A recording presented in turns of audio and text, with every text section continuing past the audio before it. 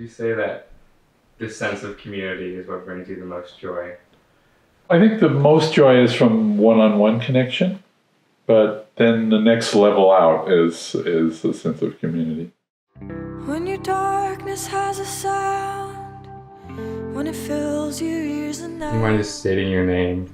Well, my legal name is Terry Watley, but Sarito is the name that I go by. This is name that was given to me in the Rajneesh ashram.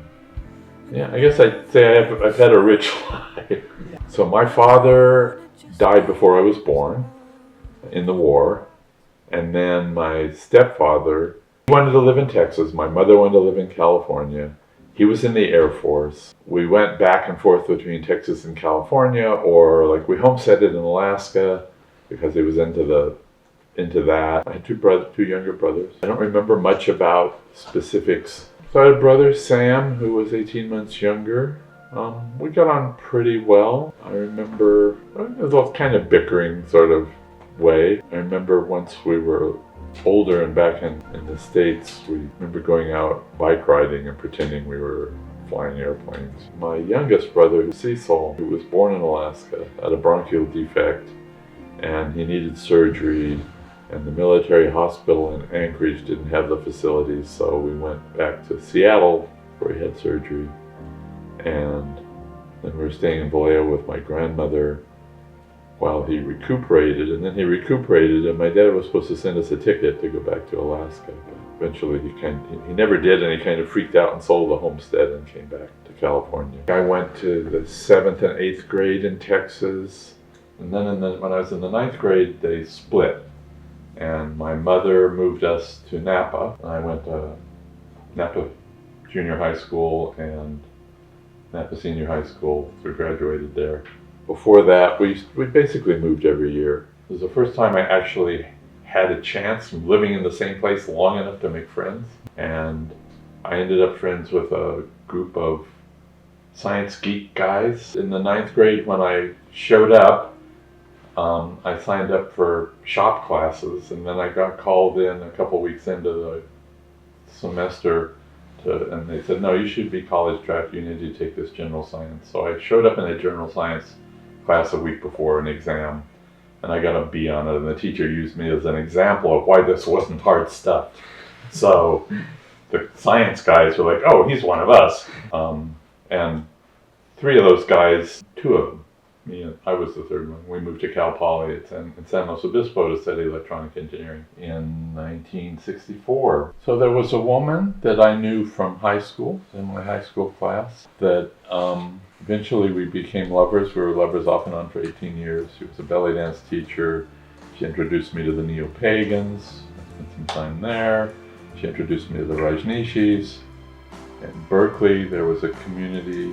I was really impressed by the way people were with each other, the loving way they related to each other, so I got involved with that. At some point I decided to become a disciple, and so there was a little ceremony. Somebody gave me a piece of paper with my name on it, and I started wearing a mala. This is like a bead necklace with a picture of my woman. And I went to the commune for just the summer from Berkeley. I had to pay $200 for health insurance and a tent, and I stayed for 4 years. And it was an amazing time in my life. Everybody had breakfast together in the cafeteria, and mid-morning there would be a tea break where there would be a crew that would bring, wherever you were working, there would be a tea station that you would go to near where you were working, where all the crews that were in that area would get together. And there was bread and peanut butter and tea and coffee and fruit. And so it was a chance to hang out with people. I met my later wife and mother of my daughter at a tea break, offended her, and then didn't connect with her until the commune was over. Well, actually, we didn't get married till we had a daughter who was 2 years old, but we moved to this area out on the ridge, and my daughter and I were still living out there, and I got a postcard about co-housing. Along the way, my wife and I had been to a conference where we saw a thing about co-housing, and we recognized it as how my friends and I, so there were a bunch of us who had done some group therapy work together, really had grown connected with each other. We would get together on Sunday and have a potluck and talk about our lives. And whenever we talked about how we wanted to live near each other but not in each other's houses, and have like a space for parties and stuff that we shared. And I recognized this thing about co-housing as being like what we had talked about. And so one of my friends and my wife and I, we were living in Marin County. We started trying to do co-housing or find co-housing there. We're not successful. Found this guy who had a project to build a house to be shared by 4 families. We got involved with that, and that fell through. But in the process, we hired the co-housing architects to do a drawing for us, and then we fired them. But that put me in their database. So when they started doing this project, they sent a postcard. And I was here for the first meeting, which was about putting up posters around town for the first organizing meeting. Stayed involved in that till 5 years ago. Somewhere along the way, I discovered this thing called the Network for New Culture. I subscribed to Communities magazine. They had a full-page ad on the back page for the Network for New Culture summer camp, which I applied to and went to in 2015. I loved it. I got involved in organizing the camps. I was driving to Eugene every month, really connected with people, and I moved up there to be part of this more intimate community. And then COVID came, and the thing basically disintegrated. I mean, the camps are still happening. I'm officially on the organizing team, but I'm not driving it there. But because the community kind of disbanded, I was interested in moving back here. You know, I love working with people, and I think it's the best way to get to know people, actually. Maybe I've told this to you already, but... I guess just what brings you joy? Or what has? Oh, for me, it's mostly connection. You know, I've been thinking a little bit about the question about philosophy, or my philosophy, and one of the things has always been a cooperative lifestyle. I'm involved in organizing these camps, you know, in Oregon, which are also a cooperative venture. No one person can do it. I'm a member of the credit union. I'm a member of the co-op. I helped create this community. These are not things that a lot of people do. So I've been adventurous, I guess you would say. Recently it's expanded. That section down there with the hoops wasn't there when I left 5 years ago.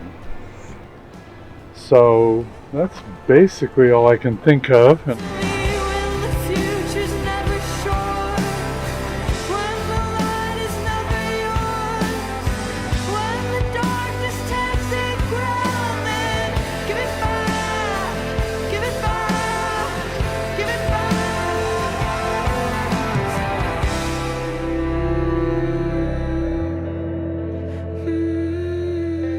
It's a general piece of advice for everyone. Don't take it too seriously. To me.